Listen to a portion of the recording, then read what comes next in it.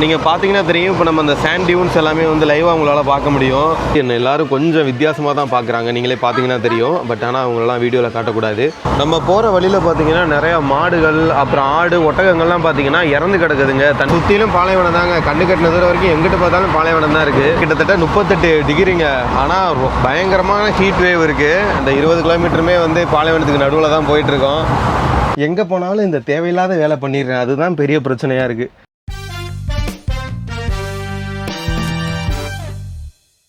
என்ன நண்பர்களே, எல்லோரும் எப்படி இருக்கீங்க? என்ன நீலு, போன எபிசோடு வந்து பாகிஸ்தான் சைடு அந்த பார்டர் ஏரியா போய்ட்டு கவர் பண்ணியிருந்தா, இப்போ என்னடானா ஏதோ ரயில்வே ஸ்டேஷன் பக்கத்தில் அடிக்கிற வெயிலில் நின்றுட்டுருக்கேன்னு பார்த்தீங்கன்னா, இப்போ ஒரு பயங்கரமான ட்ரெயின் ஜெர்னி தாங்க பண்ண போகிறோம்.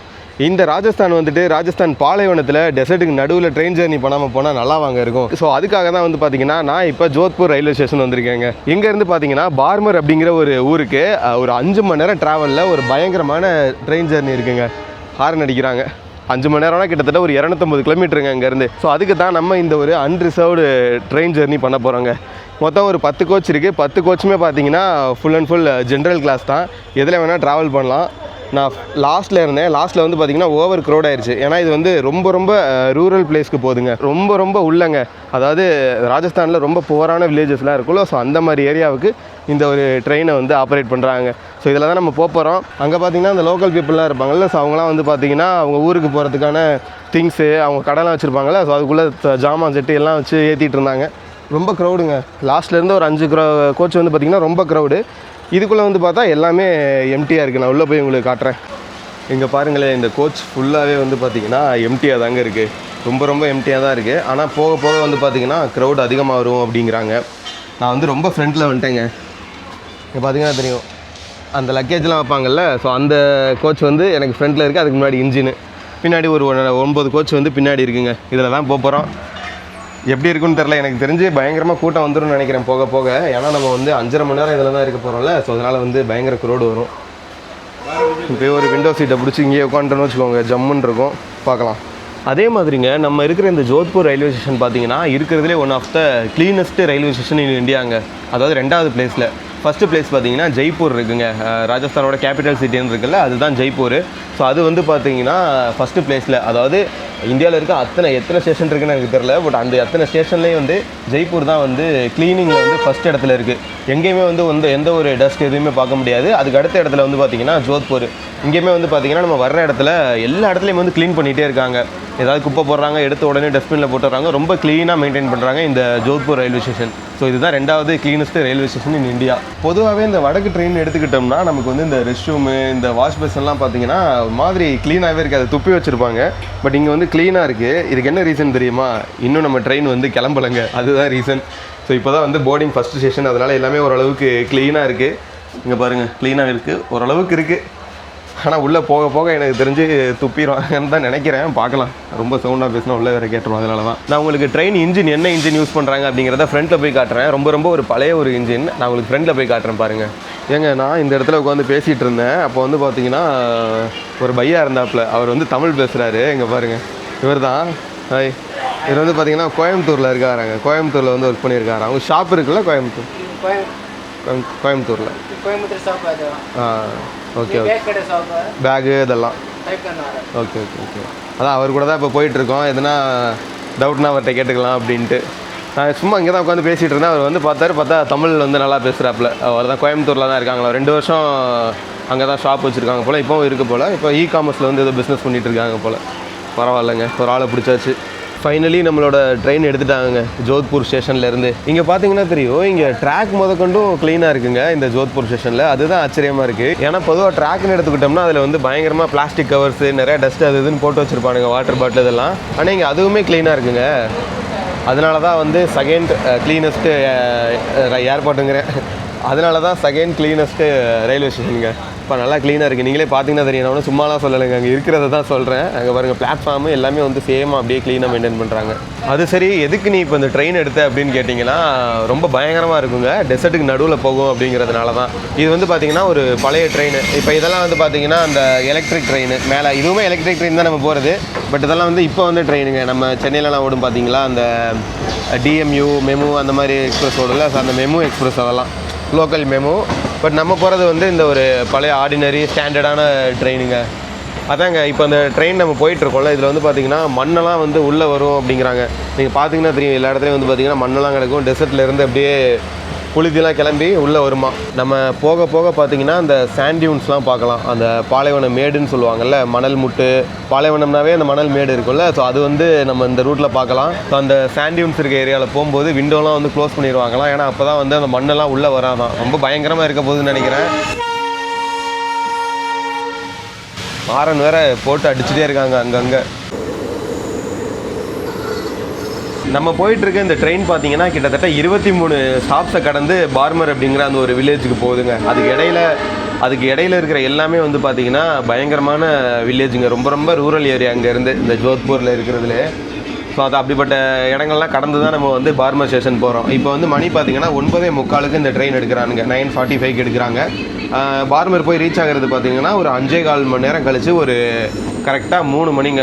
3 மணிக்கு நம்ம வந்து பார்மர் போய் சேர்ந்துடலாம். ஒரு 5.5 மணி நேரம், 6 மணி நேரம் கூட ஆகலாம்னு நினைக்கிறேன். ஏன்னா வந்து கண்டிப்பாக டிலே இருக்கும். ஸோ ஒரு 5.5 மணி நேரம் ட்ராவல் இது. சரி, பார்மர் இருக்கிற ஸ்டேஷனுக்கு போகிறேன்னு சொல்கிறேன். போயிட்டு அங்கே என்ன பண்ண போகிறேன் அப்படின்னு கேட்டிங்கன்னா, ஒன்றுமே பண்ண போகிறது இல்லைங்க. இதே ட்ரெயின் 3 மணிக்கு போகுதா, இதே ட்ரெயின் வந்து பார்த்திங்கன்னா 6 மணிக்கு ரிட்டன் ஆகுதுங்க. அதே ட்ரெயினில் நம்ம ரிட்டன் வந்து ஜோத்பூருக்கு வர போகிறோம். இதுதான் நமக்கு இன்றைக்கி பிளான். எனக்கு புரியுது நீங்கள் சொல்கிறது. அதுக்கு எதுக்கு தான் ட்ரெயினில் போகிறேன் அப்படின்னு கேட்டிங்கன்னா, நான் சொன்ன மாதிரி அந்த ஒரு பாலைவனத்துக்குள்ளே அந்த ட்ரெயின் ஜர்னி எக்ஸ்பீரியன்ஸ் பண்ணணும் அப்படிங்கிற ஒரு ரீசனுக்காக தாங்க போயிட்டுருக்கேன்.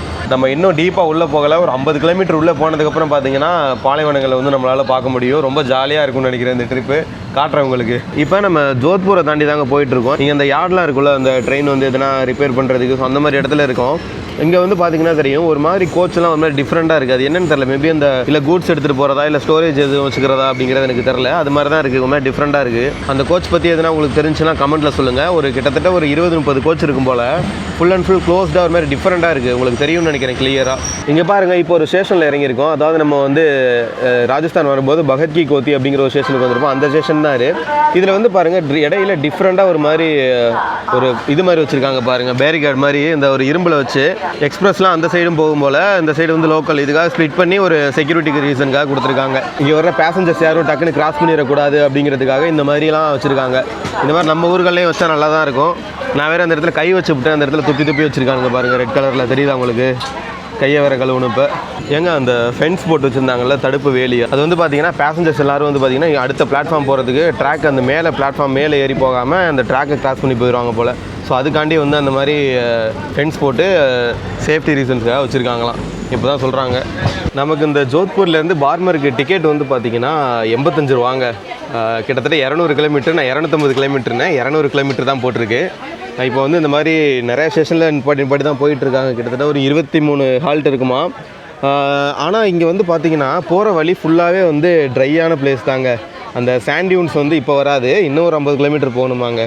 அதாவது கிட்டத்தட்ட அந்த 200 கிலோமீட்டர் ட்ராவலில் பாதி கிலோமீட்டருக்கு அங்கிட்ட தான் வந்து பார்த்திங்கன்னா, அதாவது 100 கிலோமீட்டர் தாண்டி தான் வந்து இந்த பாலைவன மணல் மேடுகள் அப்படிங்கிறத நம்மளால் பார்க்க முடியுமா. ஸோ அது வரும்போது உங்களுக்கு காட்டுற ரொம்ப இன்ட்ரெஸ்டிங்காக இருக்கும். இந்த ரூட்லங்க டூரிஸ்ட் அப்படிங்கிறது யாருமே வரமாட்டாங்களாம். ஸோ அதனால் வந்து என்னை எல்லோரும் கொஞ்சம் வித்தியாசமாக தான் பார்க்குறாங்க. நீங்களே பார்த்தீங்கன்னா தெரியும். பட் ஆனால் அவங்களெலாம் வீடியோவில் காட்டக்கூடாது. அதனால் கொஞ்சம் ஒரு மாதிரி பார்க்குறாங்க. ஒருத்தர் வந்து தமிழ் பேசுகிறவர் இருந்தார்ல, ஸோ அவர் தான் எல்லாருக்கிட்டையும் இன்ட்ரடியூஸ் பண்ணி விட்டுருந்தார். இந்த மாதிரி இவர் வந்து டூரிஸ்ட்டு அப்படி இப்படின்னு சொல்லி. ஸோ வித்தியாசமாக பார்க்குறாங்க. ஏன்னா இது வந்து வில்லேஜ் ஏரியாவுக்குள்ளே போகிற ட்ரெயினுங்கிறதுனால ரூரல் பீப்புள் அப்படிங்கிற அவங்க தான் இருப்பாங்க, ஊர் மக்கள் அவங்க தான் இருப்பாங்கல்ல. ஸோ அவங்களுக்கு இதெல்லாம் புதுசாக இருக்குது. ஸோ அதனால் அவங்களாம் கேட்டுட்டு தான் இருக்காங்க. சரி, ஓகேங்க. ட்ரெயின் எனக்கு தெரிஞ்சு ஒரு 10 நிமிஷம் நிற்கும்னு நினைக்கிறேன். இப்போ மணி வந்து 11:30ங்க. இன்னும் ஒரு 3 ஹவர்ஸ் நம்ம டெஸ்டினேஷனை போய் சேர்ந்துருவோம். நான் பாலைவனம் வரட்டும், அது இங்கே வீடியோ எடுக்கிறேன். அதுதான் உங்களுக்கு நல்லாயிருக்கும். இங்கே வந்து பார்த்திங்கன்னாங்க சிங்கிள் ட்ராக் தான் இருக்குது. அதனால் வந்து வெயிட் பண்ணி தான் போகிற மாதிரி இருக்குது. இப்போ ஆப்போசிட்டில் ஒரு பேசஞ்சர் ட்ரெயின் வருது அப்படின்னா இந்த ட்ரெயின் வந்து அப்படியே ஸ்டாப் ஆகிடும், அந்த ட்ரெயின் மூவ் ஆகிடும். ஸோ அதுக்கப்புறம் தான் இந்த ட்ரெயின் வந்து கிராஸ் ஆகி போகுதுங்க. ஸோ இந்த மாதிரி இது வில்லேஜ் ஏரியா அப்படிங்கிறதுனால ஒரு லைன் தாங்க இருக்குது. நம்ம ஊரெல்லாம் எப்படி வில்லேஜ் சைட்லாம் சில ட்ரெயின்லாம் போகும்ல, ஸோ அதே கான்செப்ட் தாங்க இது இங்கேயும். இங்கே பாருங்கள், ஃபுல்லாகவே டெசர்ட் ஏரியா தாங்க. இனி நம்ம ஒரு 70 கிலோமீட்டர் இன்னும் இருக்குது நம்ம போய் சேர வேண்டியது. அந்த 70 கிலோமீட்டருமே பார்த்திங்கன்னா இந்த மாதிரி டெசர்ட் ஏரியாவாக தான் இருக்கும். அங்கங்கே பார்த்திங்கன்னா இந்த மாதிரி குட்டி குட்டி கருவேலை மரம், சீமை கருவேலை இது இருக்குங்க. இது இருந்தாலே வந்து தண்ணி வந்து சுற்றி வர இருக்க விடாது. ஸோ அந்த மாதிரி ஒரு இது. இதில் பார்த்திங்கன்னா தெரியும், நம்ம வந்து இந்த சிங்கிள் ட்ராக்குன்னு சொல்லி பேசியிருப்போம். அந்த சைடு பார்த்திங்கன்னா நம்ம சிங்கிள் ட்ராக்காக தான் இருந்தது. இப்போ வந்து பார்த்திங்கன்னா அந்த சைடெலாம் டெவலப் ஆகிட்டு இருக்குது. பார்த்திங்கன்னா தெரியும், ஃபுல்லாக அப்படியே இந்த ட்ராக் வைக்கிறதுக்காக ரெடி பண்ணிகிட்டு இருக்காங்க. நம்ம போகிற இந்த பாலைவன சைடு ஃபுல்லாகவே வந்து பார்த்திங்கன்னா டெவலப் ஆகிட்டு இருக்குங்க. ஓரளவுக்கு கொஞ்சம் கொஞ்சம் முன்னாடிலாம் ஒரு 4-5 வருஷத்துக்குலாம் முன்னாடி பார்த்தீங்கன்னா எதுவுமே இருக்காதான், இங்கே தண்ணி கூட இருக்காது, எலக்ட்ரிக் ட்ரெயின் கூட ஓடாதான், ஃபுல்லாக டீசல் இன்ஜின் அந்த மாதிரி தான் வச்சு ஓட்டிகிட்டு இருப்பாங்களாம். ஆனால் இப்போ வந்து பார்த்திங்கன்னா எலக்ட்ரிக் ட்ரெயின் விட்டுருக்காங்க. இப்போ வந்து நம்ம அஃபிஷியலாக டெசர்ட்குள்ளே என்ட்ரி ஆகிட்டோம். சுற்றி பார்த்தீங்கன்னா ஃபுல்லாக அந்த பாலைவனம் தாங்க. நீங்கள் பார்த்தீங்கன்னா தெரியும், இப்போ நம்ம அந்த சாண்ட் டியூன்ஸ் எல்லாமே வந்து லைவாக உங்களால் பார்க்க முடியும். ரொம்ப இன்ட்ரெஸ்டிங்காக இருக்குல்ல. இது இப்போ வந்து பார்த்திங்கன்னா இது டீசல் இன்ஜினில் தான் ஓடிட்டு இருக்கு. மேலே எலக்ட்ரிசிட்டி எதுவுமே கிடையாது, ஃபுல் அண்ட் ஃபுல் டீசல் இன்ஜினில் தான் ஆப்ரேட் பண்ணுறாங்க போல். இப்போ இந்த பாலைவனத்தில் வெயில் பார்த்தீங்கன்னா கிட்டத்தட்ட 38 டிகிரிங்க. ஆனால் பயங்கரமான ஹீட் வேவ் இருக்குது. பார்த்தீங்கன்னா தெரியும், பயங்கரமாக சூடாக இருக்குது. உள்ளே அப்படியே வந்து அந்த மணல் எல்லாமே வந்து பார்த்திங்கன்னா உள்ளே வந்துட்டுருக்கு. விண்டோவை க்ளோஸ் பண்ணால் வியூ தெரியாது, அதனால் பரவாயில்ல அப்படின்ட்டு கர்ச்சீஃப் எதுனா கட்டிட்டு உட்காந்துடலாமான்னு பார்க்குறேன். மாஸ்க் மாதிரி போட்டுட்டு உட்காந்துட்டா கூட எதுவும் தெரியாது. இன்னும் வந்து ஒரு 50 கிலோமீட்டர் இந்த மாதிரி தான் நம்ம ட்ராவல் பண்ணுறோம். இடையில வந்து ஒரு 4-5 ஸ்டாப்ஸ் வந்து இந்த கிராமங்கள் அந்த ஸ்டாப்ஸ்லாம் வந்து இருக்குது. ஸோ அதெல்லாம் கடந்து தான் போயிட்டுருக்கோம். க்ரௌடுமே வந்து பார்த்திங்கன்னா ஒரு ஸ்டாப் வர கம்மியாகிட்டாங்க. ஸோ அதுதான் நம்ம போகிற வழியில் பார்த்திங்கன்னா நிறையா மாடுகள், அப்புறம் ஆடு, ஒட்டகங்கள்லாம் பார்த்திங்கன்னா இறந்து கிடக்குதுங்க தண்ணி இல்லாமல். அதனால் கரெக்டாக வீடியோ எடுக்க முடியல. நான் இடையில இருந்துச்சுன்னா உங்களுக்கு காட்டுறேன். அந்த ரயில்வே ட்ராக் ஓரத்தில் அப்புறம் உள்ளே இருக்கிற அந்த காடு பகுதி இருக்குல்ல, அங்கெல்லாம் வந்து பார்த்திங்கன்னா அங்கங்கே தண்ணி இல்லாமல் நிறையா வந்து செத்து கிடக்குங்க. அது ஒட்டகமா இல்லை ஆடான்னு தெரியலை. நிறைய எலும்பு வந்து அங்கங்கே கிடந்துச்சுங்க. ஸோ அதை தான் உங்கள்கிட்ட காட்டணும்னு நினச்சேன். ஆனால் கரெக்டாக வீடியோ எடுக்கும்போது அது கிராஸ் ஆகிடுது. வந்துச்சுன்னா உங்களுக்கு காட்டுறேன். ஏன்னா இந்த ரூட் பொறுத்த வரைக்கும் பார்த்தீங்கன்னா இந்த அனிமல்ஸ்லாம் வந்து ரொம்ப கஷ்டங்க.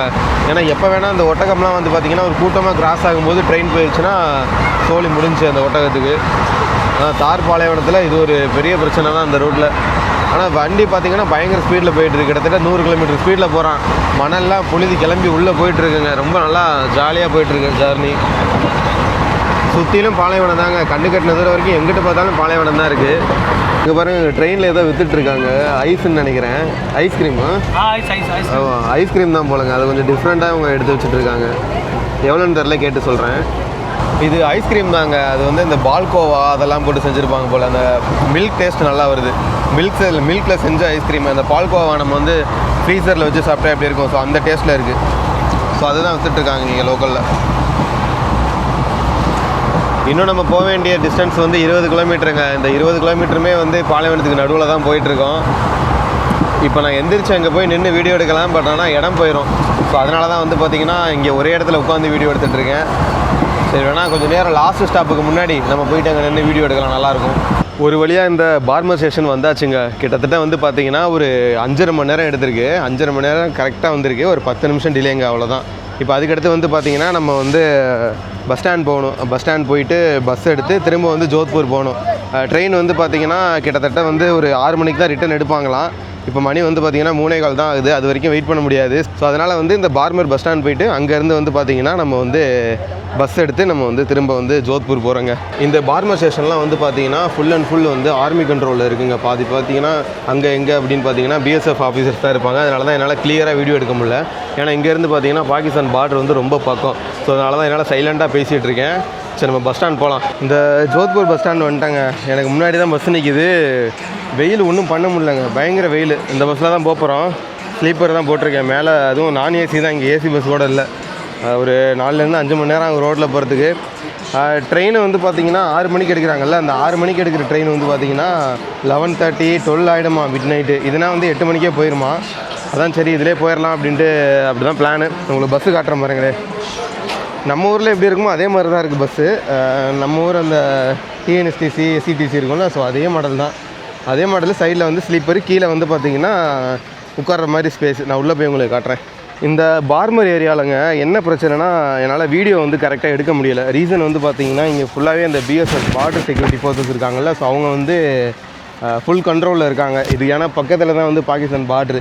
இங்கேருந்து பார்த்திங்கன்னா இன்னொரு ட்ரெயின் ரூட் போகுது. அதில் வந்து ஒரு 3 ஸ்டேஷன் தள்ளி போனீங்கன்னா பார்ட்ரு பக்கத்துலேயே ஒரு ரயில்வே ஸ்டேஷன் இருக்குது. அங்கே இறக்கி விட்ருவாங்க. ஸோ அதனால தான் ரொம்ப பக்கம் அப்படிங்கிறதுனால இங்கே வந்து ஃபுல் அண்ட் ஃபுல் வந்து பிஎஸ்எஃப் கண்ட்ரோலில் இருக்குது. ஸோ ஓகேங்க, நான் உங்களுக்கு பஸ்ஸுக்குள்ளே எப்படி இருக்குது அப்படின்னு காட்டுறேன். பிங்க் லைன்னு போட்டிருக்காங்க, நான் உங்களுக்கு காட்டுறேன்.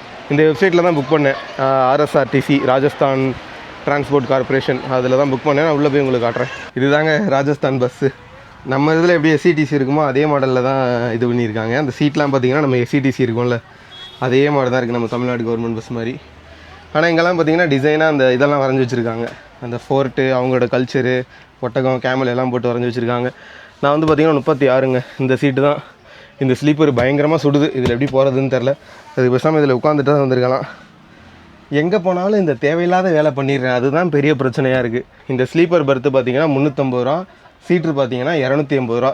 சரி என்ன ஒரு 50 ரூபா தானே கூட அப்படின்ட்டு புக் பண்ணிட்டேன். ஆனால் செம்ம சூடு, ஒன்றும் பண்ண முடியல. சரி ஓகே, இதில் தான் நம்ம ஜர்னி இருக்க போது. நான் அப்படியே திரும்ப ஜோத்பூர் தான் போகிறேன். வெயில் அடிக்குது, இதில் உங்களுக்கு என்ன வியூ காட்டுறது அப்படின்ட்டு எனக்கு தெரில. நான் அப்படியே ஜோத்பூர் போயிட்டு உங்களுக்கு கண்டினியூ பண்ணுறேன். இடையில எதுனா வியூ நல்லா இருந்தது அப்படின்னா உங்களுக்கு நான் வீடியோவில் காட்டுறேன். ஒரு வழியாக ஒரு 4.5 மணி நேரத்துக்கு அப்புறம் இந்த ஜோத்பூர் பஸ் ஸ்டாண்டு வந்தாச்சுங்க. எப்பா பயங்கர சுற்றுங்க பஸ்ஸு. இதுக்கு ட்ரெயின்லேயே வந்திருக்கலாம் போல். ஆனால் ட்ரெயின் வந்து பார்த்திங்கன்னா ஒரு 4-5 மணி நேரம் டிலேவாக தான் வரும். ஏன்னா நமக்கு வந்து 6 மணிக்கு தான் வந்து ட்ரெயின்.